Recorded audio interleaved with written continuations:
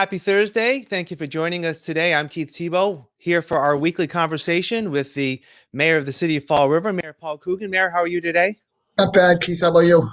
I'm doing well. Let's talk about the weather first of all. There's a little snow coming our way. I believe the parking ban is in effect in Fall River as of 9 Yeah. a.m. This morning. What are you hearing about the storm? Well, I'm hearing it's going to be a long duration storm, about 36 hours, but not heavy snow during any one time. So we'll see how it plays out. I saw 3 to 6 on two of the Providence stations this morning, so we'll hope that's what it ends up. You know, during some previous storms, there have been some complaints by people in terms of the parking ban and getting tickets. I guess this has always been an issue with, the need for safety, the need to clean the streets, and also, the need for people to sort of heed the call to get their cars off the road. So is that an issue that you're continuing to hear? Oh yeah, we get calls. We got more calls last time about the compliments what the DPW crew did on the city streets. I thought they were definitely on top of their game with that storm. It seemed like they did a real nice job. They were grinding all night to make sure the streets were clear. But of course, we tried to put the parking ban out at 9 o'clock this morning. Hopefully, people understand that that's the time. But if they get their cars moved, I'm sure we'll work with them. We want them off the streets so we can plow them.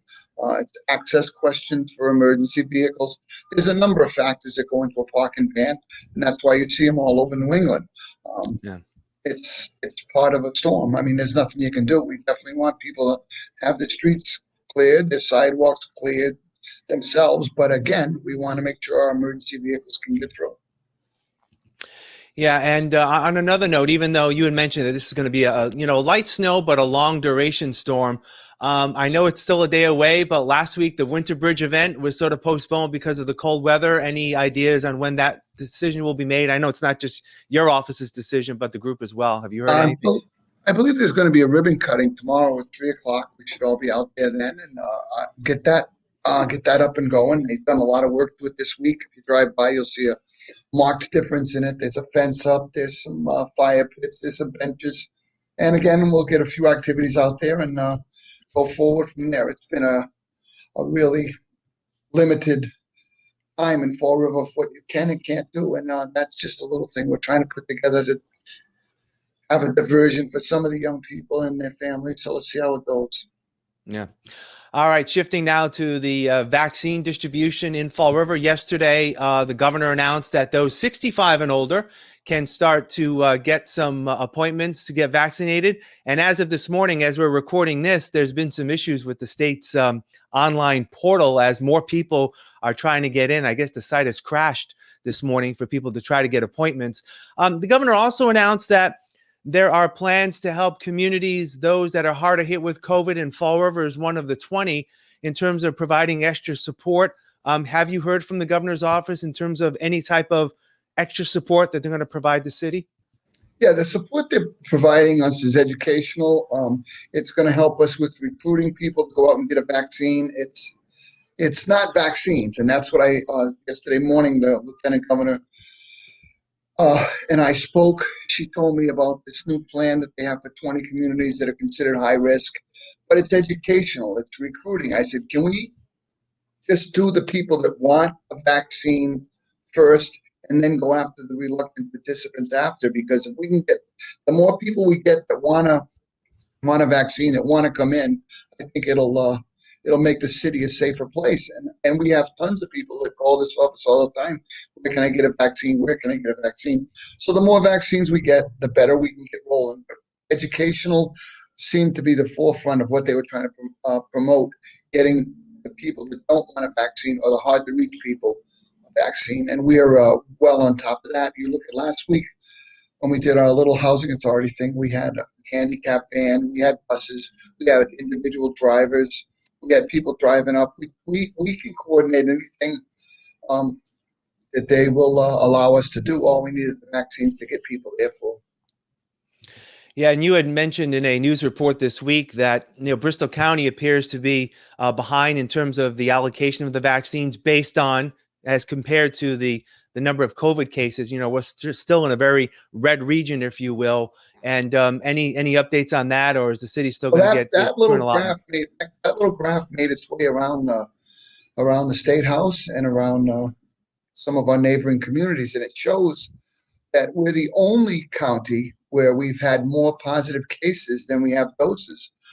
It's funny for the people in Fall River when the only one that's even remotely close to us is Nantucket. Rarely are we grouped with that county for much, but that's where we are. And even they have 1.1 doses for every positive case. We're at 0.9. You look at some of our sister counties, Plymouth or Hampshire, or even Suffolk County, which is the biggest county in the state for, I think, population-wise, probably all close to Suffolk. They have like 4.7 vaccines for every positive case, and we don't even hit one. And that's what I was trying to explain to them. There's a couple of simple steps we could do to get ourselves back on the beam here. One of them being make our Bristol Community College and our Liberal Club and a couple other sites here restricted to Bristol County residents first. And then when we catch up or get even with some of our neighboring counties, let's open up to everyone else. We're already doing that. We're open to everybody now. But maybe we got to focus a little bit more specifically on the residents of Bristol County. Yeah.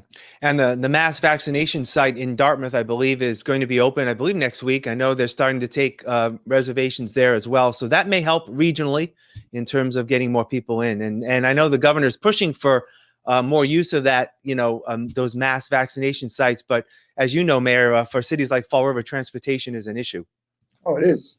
And that's why when we even had those 200 doses down at Our Lady of Light, we were scrambling from first day we said we were going to do something like that to make sure, working with the housing authority and our partner there, Health First, to make sure transportation was one of the factors that allowed the program that day to be a success. We knew we had to accommodate people, but at the same time, we only had 200 vaccines there, so we did the over 75 as best we could.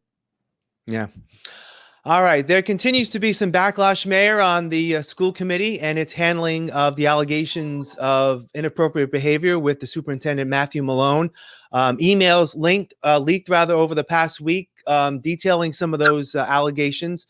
You recused yourself from the investigation. Your brother, of course, works as the human resources director for the school department, and you received a recommendation from the ethics commission that you should not take part in the investigation and in the vote.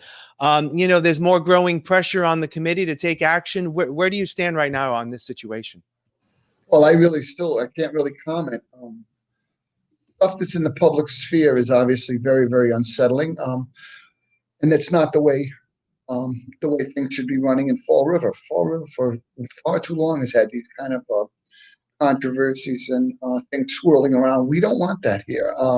I'm sure that at the end of the day, the 4 people who voted penalize the superintendent did what they thought at that time was best. Now, going forward, we'll see how it plays out. I know we did alter his contract, although I wouldn't even sign it because I could not participate in any of those negotiations either. So, like I said, we'll see how it plays out. It's not a good look for the city of Fall River, and obviously, we've had enough of those in the past. We don't need any more. Obviously, there's been calls about releasing the details of the investigation. From what and I know you can't, delete and give out any specific information, but is there more than meets the eye from what you know? I mean, there's talk about, that the superintendent was supported in many areas. Are there some details that, do we not know the whole story, I guess? Well, I'm hoping the Secretary of State's office is looking at the report. They're going to make a decision on what can and can't be released. So let's let the process play out. It's still moving along, and if the report's released, all the better. I think, but that's not going to be. That's very similar to the situation I'm in. The ethics committee told me not to participate from the get-go, and the Secretary of State's office will make the decision on what can and can't come out from that report. All right. And finally, is there some strain potentially, and I know we have to ask the superintendent this question, that his ability to lead may be hampered by all this, and how that can play in terms of, running the school department going forward? I don't. I hate to comment on that, but anybody that gets himself into a bad situation like that, people just tend to naturally look at them differently, whether it's me, you, or anyone. I don't see how that's going to be any different for him. No. All right, Mayor Coogan, as always, thank you for your time. Have a good weekend. Stay dry, and we'll talk again next week. Have a great week. Okay, Keith, thank you. All right. And thank you for joining us today here on FRC Media. I'm Keith Tebow. Have a great day.